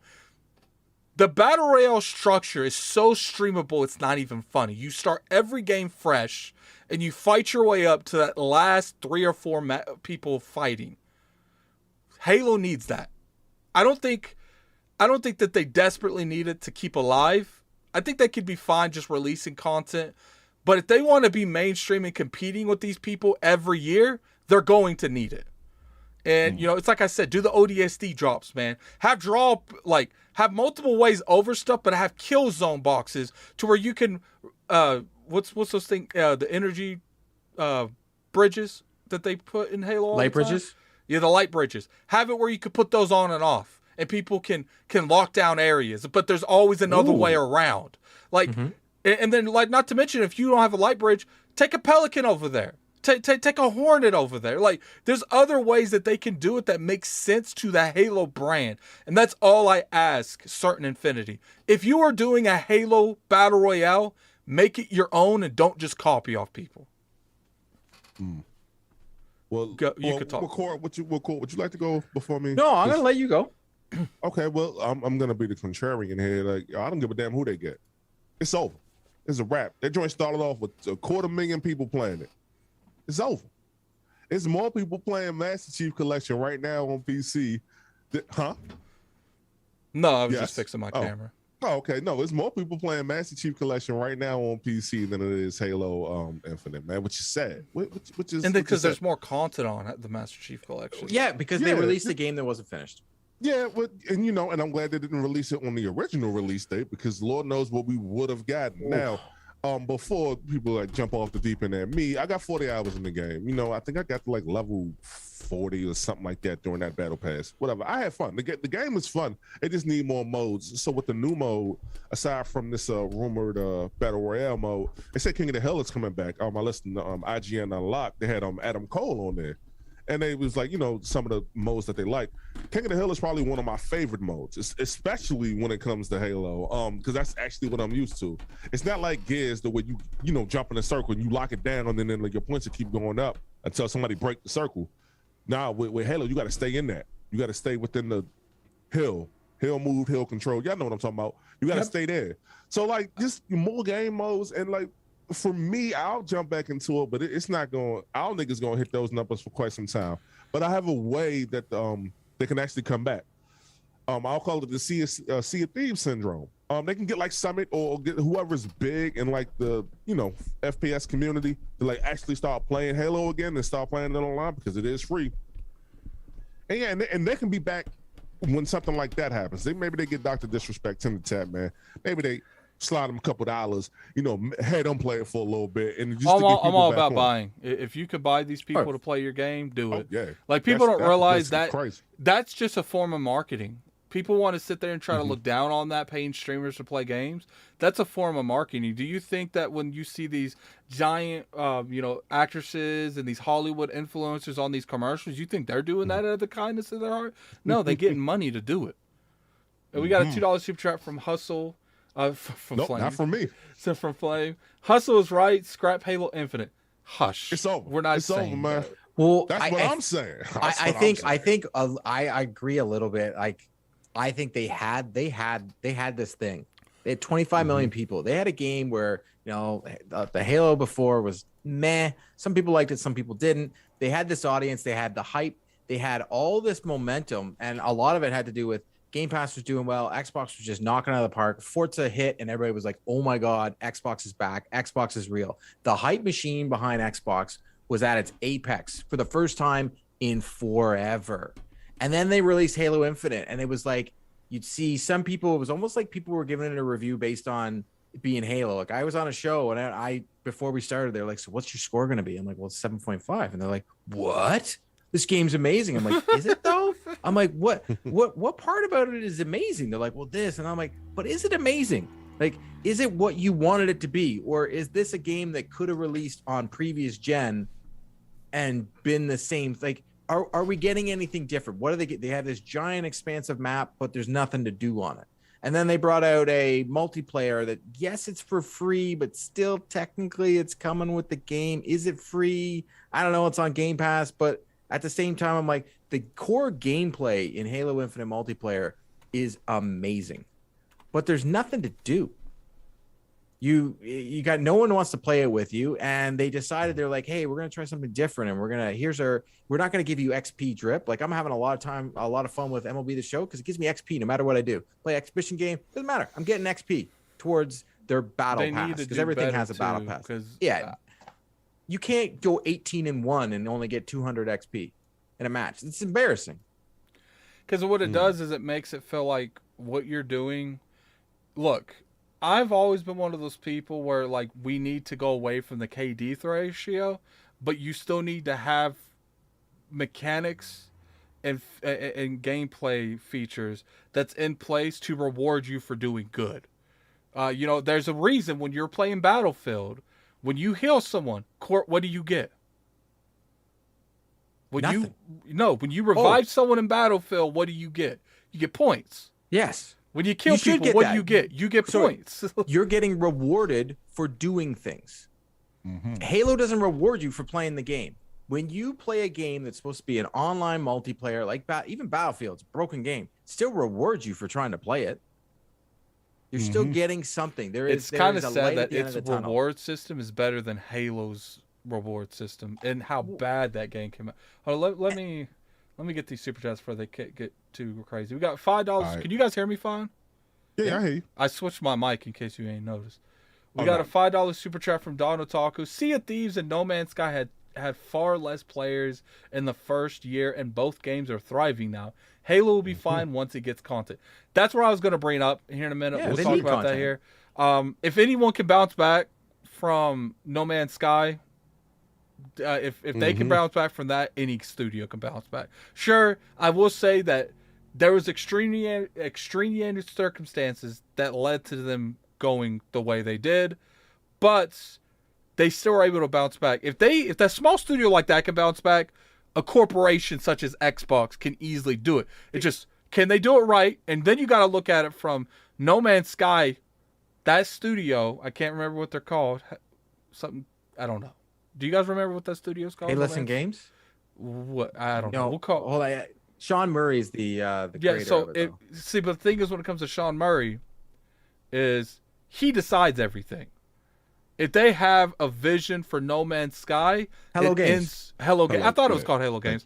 If Hello Games has a vision for No Man's Sky, the only people they have to convince is Sean Murray.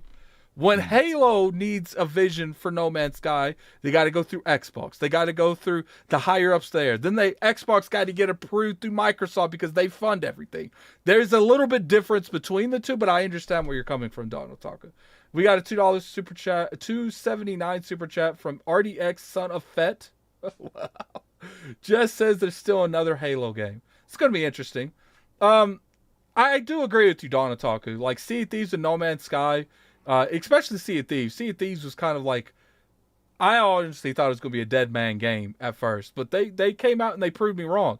They proved me wrong so much that the millions thing was a joke, me saying that there's not a millions of people playing it. And I still think I was right. At that time, there was definitely not millions of people playing Sea of Thieves. And there's probably not millions of people playing Sea of Thieves now. But there has been millions of people to play Sea of Thieves. I loved jumping into Sea of Thieves. And I truly think if Halo, even a year from now, because they're lucky, it's on Game Pass, right? So if there's ever new stuff and Halo's big again, you got an Xbox, but you know so many people bought one, you could just re-download the game. I deleted the game. It is not even on my console anymore because I am just not, there's nothing for me. There's no drip. There's just nothing there.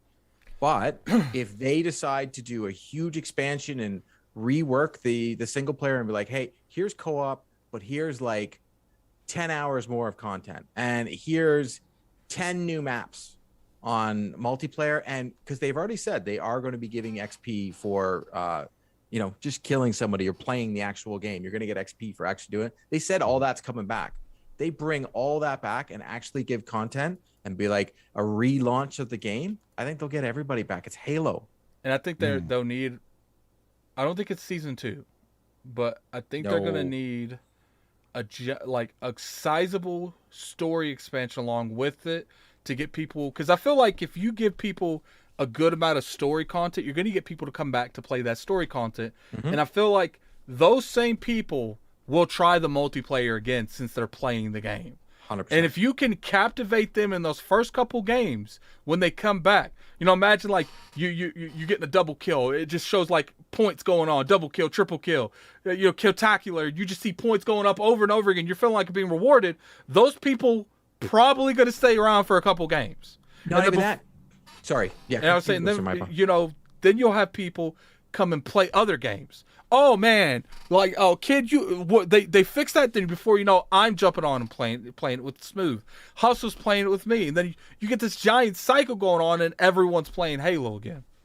Yeah, but like they could even do like that. That's like giving me an epiphany. Like they could do that whole like if I don't know if anybody's ever, because I'm old. Rainbow Six Vegas 2, way back in the day, they had the multiplayer component and they had the single player. When you played the single player, you earn XP. Went to both single player and multiplayer. God forbid when Halo brings in their co-op, the things you do and the leveling up system that you do in the single player, you can use it. You get rewarded for playing the game, not just the multiplayer. You get rewarded for playing the game. That's what people want. We look at it this way. Everybody always says Gamepass is free. It ain't free. You're paying it here in Canada. It's $180 for the year. 10 to 15 a month for the year. It's not cheap. So if you reward people's time, because we've learned something over the last 2 years, our time is important, and the people around us are important. So we've learned to do other things. So if you reward people for their time, they're going to stick with your game. It's just the way it is. That's the way it works now. That's why people play Fortnite, because they're rewarded for it. They go in there, they end up getting skins. They're working towards something. That's the reason so many people play Destiny. Yeah, what do you, and everybody's loving Destiny. Destiny brought out that new expansion. All I hear is amazing things about Destiny right now. So you're getting those people that play the game and go into it, they're getting rewards. But when those rewards go away, why do I need to play your game anymore? You're not giving me anything. You want me to play it for no reason? I'll say if Halo wants me to come back, that co-op needs to be there, man. It'll be there, and I'm disappointed with them that they didn't try. Not this season, not next season, though.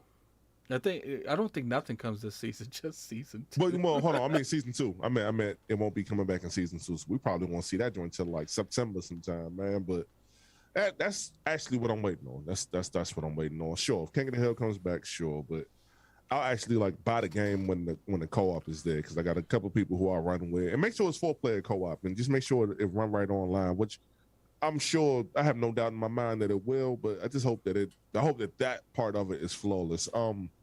I said earlier that they can't recover, and I feel like from the multiplayer standpoint, right now I kind of feel like they can't with what they're offering. I wanted to make sure I didn't forget anything, but that battle royale mode, if it is true, that's gonna have to hit for something. That's going to hit for something crazy. That means it's going to have to be like the next big thing in order for like for them to come back. That's what I'm saying. Like it's going to have to be the next big thing in terms of Beyond, man. The way I would, in a perfect world, what I would want them to do is I'd want them to make their map like what was the Call of Duty one before Warzone? Blackout? Isn't that what that was called? Well, Black Ops, I think. Black Ops? No, it was the battle royale before Warzone that Call of Duty made. I think it was Blackout or something. Oh, like I think you're right. You know how like in Blackout, I don't know what they do in Warzone, but in Blackout, the parts on the map were multiplayer maps of the game. And I feel like that, if they could do that in Halo, I feel like that would hit more. Because people remember what Guardian looks like. People remember what Haven from Blackout, from Halo 4 are. People remember those maps. They love those maps. So if they're able to do that, I think that would be cool. Where you could just like, let's drop in Guardian. You know what I'm saying? Like, I think that would hit very well. But it just depends on how they do it. That's the key point. They could do this time next year. We could be having a completely different conversation because they took the time to really make their own battle royale. And what I'm scared of, Hustle and Court. Tell me if I'm tripping. I'm scared that they're going to do the least amount necessary. Remember there was that leak that had the red circle that was shrinking on the map? Like the regular maps we have now, it was a red circle shrinking. I'm scared it's going to be something like that. I hope to God that was fake. People say, I remember people saying it was fake, but I never officially heard anyone. But it's just like if they do something like that, if they, you know what I would love them to do because of the map, the way it's situated. You know how there's all those pillars. I want the map to start falling off. I don't want no circle. I want those. I want the outside of the map. You got the land there, and you can literally just see it falling. They could do that. I know. That's what I'm saying. It would make sense because it's a ring. If they did it on a ring, they could do that because ring is detachable. And that's what They have. You think about the map that we were in Zeta Halo when we're playing it, and we're walking through the world, and nice trees, and you got the little squirrels going by. What about that's just falling out of the world? It just falls in front of you, and you got to run away. You can't be hiding in no bush. You can't be doing any of the stuff you do in Fortnite and all that, and you get hit by that wall. The world is literally collapsing like the never-ending story. It's becoming the nothing, and you got to get to that middle. Then it becomes more fun. Think about how great the stuff will be on Twitch, all that stuff. It would be amazing. You know what? If I had the ILP, because on OBS I have different, you know how you have different prefixes that you could have? I have an ILP one and an Addict Show one. I don't have none of the emotes. I would put on you on to something if I had it on you. I feel like that would be lit, man, if they just fell off. Imagine if, like, if you're on Guardian and you're fighting 2 or 3 people and you just see, and they would have to do it, like, very loud. Like, you're sitting there and you just see, like, Cortana or so, maybe not Cortana, but you hear someone like your AI's the bitch like lock out in 5, 4, and then you just start seeing like the little locks around the map just start going up one at a time, and once they're all up, it falls. Oh, be so, and you could hear the, and then all of a sudden you just start seeing like warthogs falling off the side, and you're just like run. It's just, you got to go to just so good. And it would be like, you could even do teams. It wouldn't even have to be 1v1.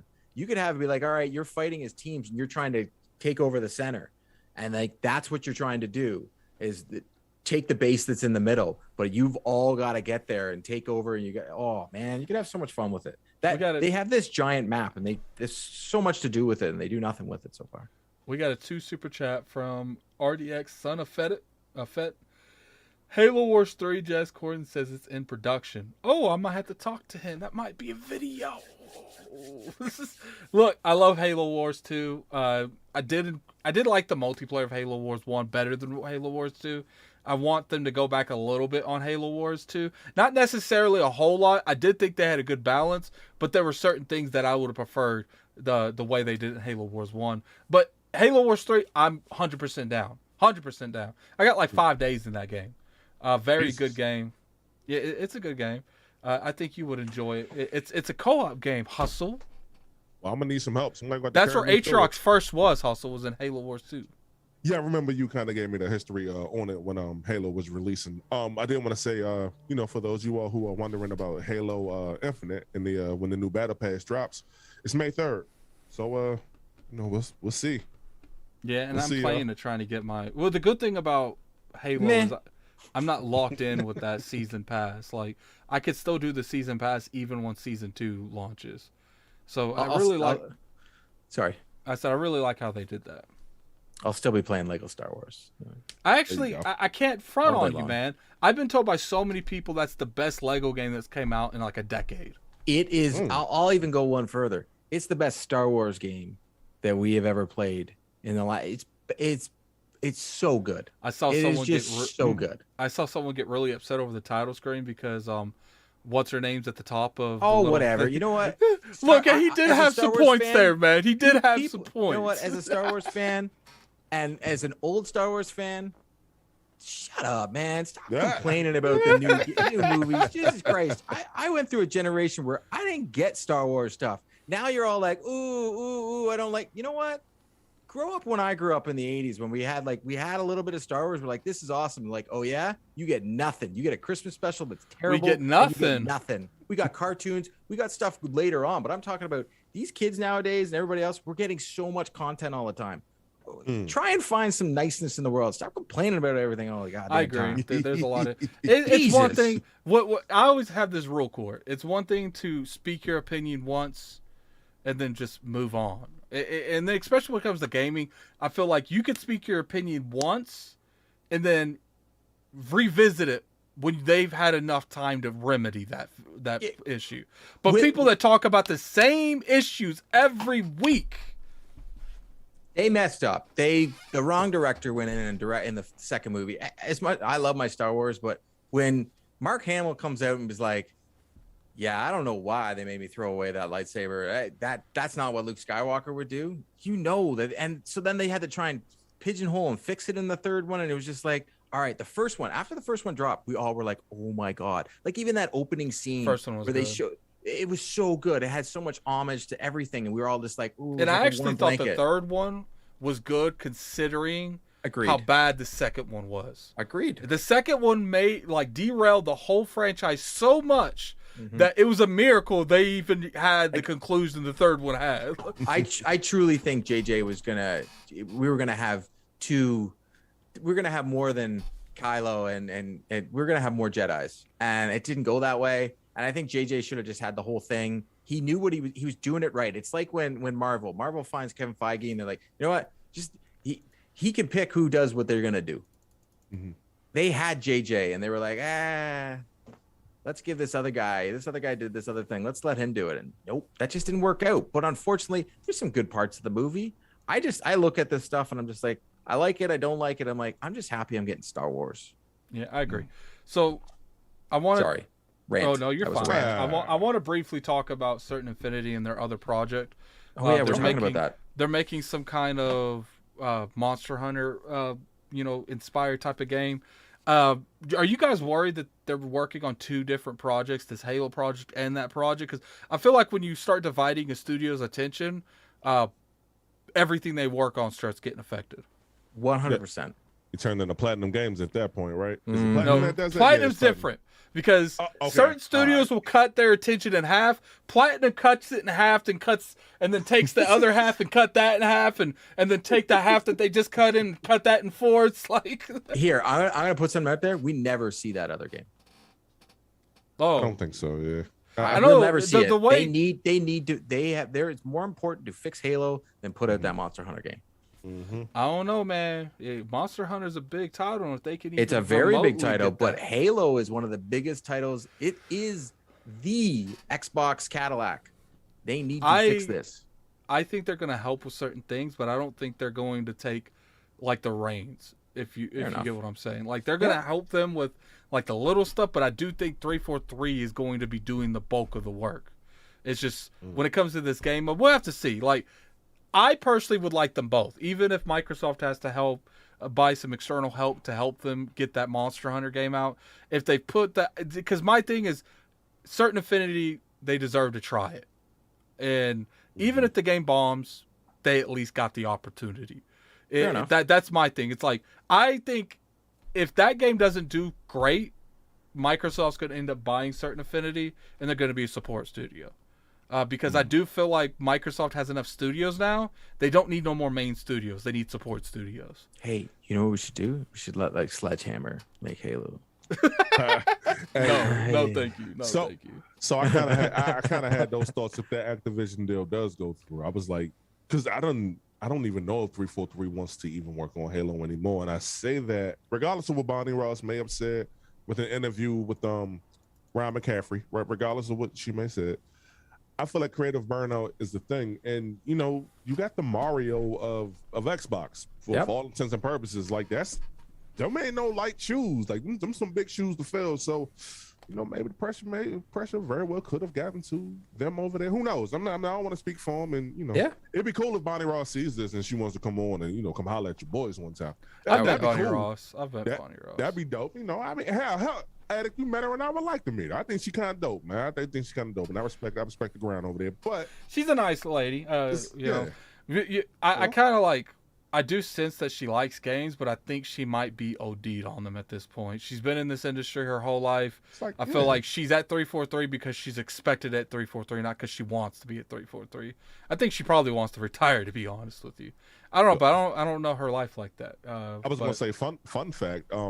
She made or she had something to do with the courtside, the Kobe Bryant joint on Nintendo 64, and I heard that in the interview, and I had no idea. She's played sports too, but anyway, I'm going all the way off the rails, but shout out the Halo Infinite, man. Hopefully it'll come back. We need it back. It will. We need it back severely.